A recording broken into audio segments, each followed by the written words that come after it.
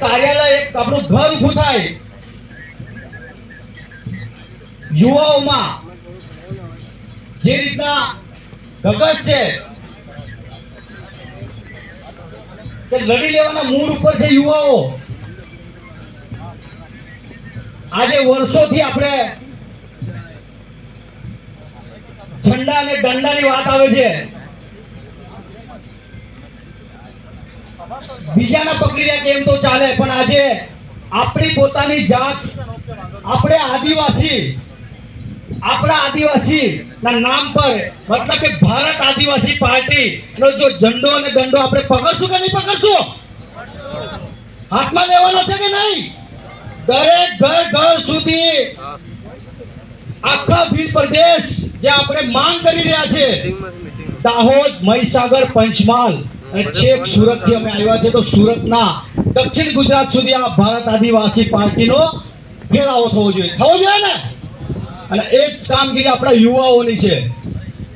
વર્ષોથી આપણને છેતર્યા છે લોકોએ.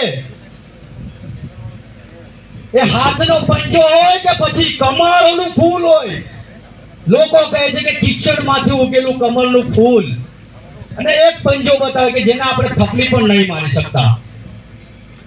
પણ આજે જે હોકી અને દોડો જેનું નિશાન આજે આપણી વચ્ચે ઉપસ્થિત થયું છે, અને એ જ નિશાનની સાથે જો ભારત આજે દાહોદની ધરતી પર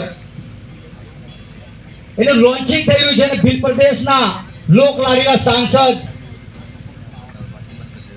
રાજકુમાર દાદા જો આપણી વચ્ચે આવવાના હોય, એનો ઉલ્લાસ વધારવા માટે આપણે સૌએ ઊભા થઈને જય જોહારના નારાથી આખું દાહોદ ગુંજવવાનું છે. બરાબર? ગુંજવશો કે નહીં ગુંજવશો? બોલો જય જોહર કા નારા હે, જય જોહર કા નારા હે, બોલો એક તીર એક કમાન, आदिवासी एक समान, એક તીર એક કમાન. आदिवासी एक समान. વધારે વાત નથી મૂકતો. આપણી વચ્ચે